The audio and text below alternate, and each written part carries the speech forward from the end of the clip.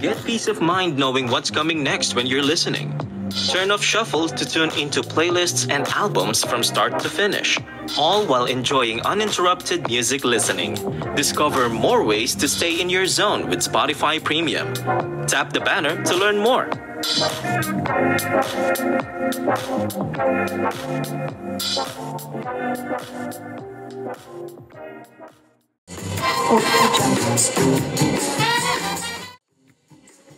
Hi everyone, I am Lay and welcome to Trivia's Unplugged, where we discuss our Philippine history and talk some tea about our national heroes.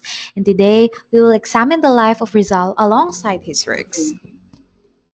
And I am Angel, and I am here to shake things up as we make our way to Rizal's life and work. It's all about getting to know our national hero, Dr. Jose Rizal, and how important his works are, especially to this modern generation. So, ano pa hinihintay ninyo? Grab your headphones, connect your phone to any speaker, and sit and grab a snack as we prepare to dig in more about Rizal. We're going to walk you through it all. Without further ado, let's get started. All right, starting strong with Rizal Law. Familiar ba kayo sa Rizal Law? So, ang Rizal Law ay naipasa on June 12, 1956. And the Rizal Law mandates that the life and works of Rizal should be taught inside the school, whether public or private man. Pero hindi ito agad na-approve dahil hindi agree ang Catholic Church sa bill na to. Tama. Dahil sinasabi ng Catholic Church na what if mabasa ng lahat ng kabataan ang Rizal Law? Mababawasan lamang nito ang faith nila sa simbahan. But the truth is, kaya hindi sila nag-agree kasi sa ibang mga gawa ni Rizal ay sinulat niya kung paano din inabuso ng Catholic churches noon ang kapangyarihan nila. And they believe the works of Rizal are only just to culminate ang church, ang mga gawa raw ni Rizal ay puro anti-Catholic.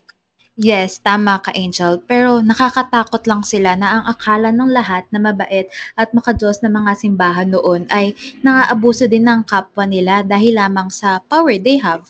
But it was later on passed naman the law, even with the disagreement of the Catholic Church. Correct. Kayo ba? What do you think? Mabuti ba na naipasa ang law or mas better to leave everything in the past and wag i-mandate ang pag-aaral ng mga gawa ni Rizal sa mga university? For me, it's better na naipaglaban na ma-approve ang Rizal Law since hindi lang naman dahil need natin malaman ng mga paghihirap ng ancestors natin before but also to remind us the nationalism and how our national heroes fought just to have freedom and self-government. Tama, dahil ang works of Rizal doesn't allow us to have better nationalism, but to also have a deeper appreciation and knowledge about our history as Filipinos.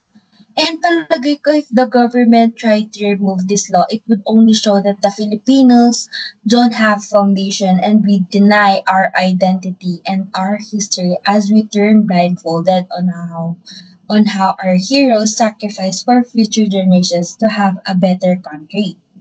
Well, tama naman lahat ng sinabi mo, Angel. And ayon din naman ako doon. And sayang nga ng sabi ko kanina, mas maganda at magaling na desisyon na naipasa ito dahil hindi lang naman ang mga pang-aabuso ng Spanish colonial at ng mga taong pang-aabuso ng simbahan ang na-expose ni Rizal during that time. But also, he exposes those Filipino who was scared to at least fight for their rights. They did nothing. They just slowly accepted the fact of oppression brought by the colonizers. The study of Rizal works encourages students and the future generations to have critical thinking, read history, have knowledge about our national heroes, and be social-political at that age. The Rizal Law isn't just for academic satisfaction of the student or the government itself. It can also plays a crucial part in preserving the story of our national history. How about we discuss about naman yung mga magagandang nagawa or mga gawa ni Rizal, Dr. Jose Rizal, at how his work shaped as a Filipino citizen? Right. Let's start off with the Rizal's darker work visions. such as the Noli Me Tangere and El Filibusterismo, where everything starts from a reform hanggang sa mas naging intense ang mga labanan at mas naging darker ito. Since sa El Filibusterismo kasi, hina-highlight na si Ibarra or si Simon doesn't believe na on change anymore, but naniniwala siya na magkakaroon ng revolusyon. That served as a wake-up call to every Filipino that they can't fix everything through reform, but action is needed. Although some of us are knowledgeable enough but about those work of Rizal, may mga hindi pa rin talaga natuturo sa school about sa ating history. Right. Like, napanood or kilala mo ba si Prof. Xiao Chua? Oo, yung nasa YouTube. Oo. Sabi niya na our history daw isn't just from the colonial lens, but in our perspectives as a Filipino na. Grabe no, sa mga gawa ni Rizal lang pala tayo mamumulat sa pagiging abusive ng gobyerno at ang mga simbahan before sa panahon ng Spanish. One more example na yung Noli Me Tangere.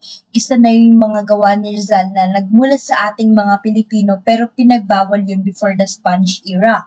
Since alam nilang magiging masama sa pamumuno nila sa country natin. But before mamulat ang mga Pilipino sa mga gawa ni Rizal, namulat din muna tayo sa propaganda movement. Tama ka, Angel, kung saan lumaban ng mga great writers such as Dr. Rizal, Del Pilar, and Lopez Haina, gamit ang mga gawa nilang sulat at hindi ang mga weapons, unlike Bonifacio and Aguinaldo who fought using their weapons. They thought that everything can be fixed under diplomacy pa kasi, pero nagkamali sila kasi maraming tao na ang nanawagan sa kasarinlan that time.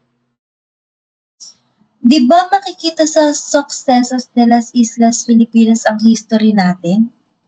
Oo, pero kasi napaka-bias nun before eh. Pero now, okay naman na siya since na-edit and na-annotate na uli siya. Kasi yung book na yun, hina-highlight how Spanish colonial changed the story ng ating bayan. Pero late ka nga, bakit nga ba si Rizal ang national hero natin? I mean, baka may mas deserving pa kaysa sa kanya. Pero bakit siya yung pinili, di ba? Yes, kasi minsan kapag nagtatanong ang mga tao, bakit si Rizal ang national hero natin? Ang sagot lamang ng iba kasi deserve niya. Period.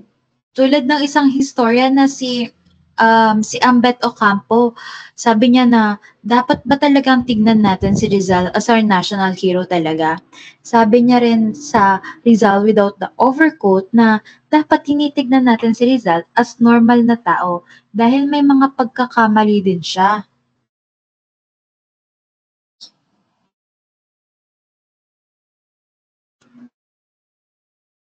Correct. Di ba kasi mahilig siya sa mga chismis? Sa love letters. Tapos minsan, hindi pa siya sang-ayon sa revolution. May nabasa ako sa article ni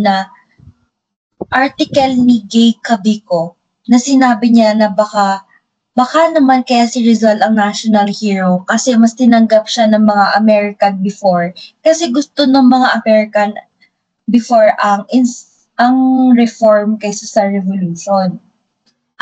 So, ikaw ba, Angel? Anong takeaway mo dito for our today's podcast? Me, walang perfect na hero kasi lahat sila yung may pagkakamali. May strength and weaknesses, masyadong na-idolize. Dapat alam natin as Filipino if ano ang history natin and how that shape and how we think as a Filipino.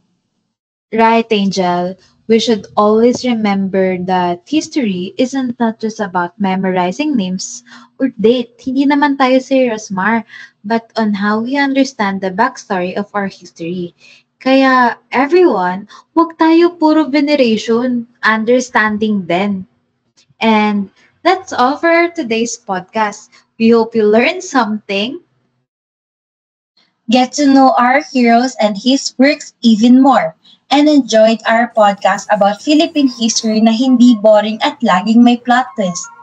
Once again, this is Trivia Unplugged, tackling Rizal's life and law, and I am Lay. And don't forget, I am Angel, and that will make things shake as we go through and everything in this podcast. See you on our next episode of Trivia's Unplugged Trivia Lista.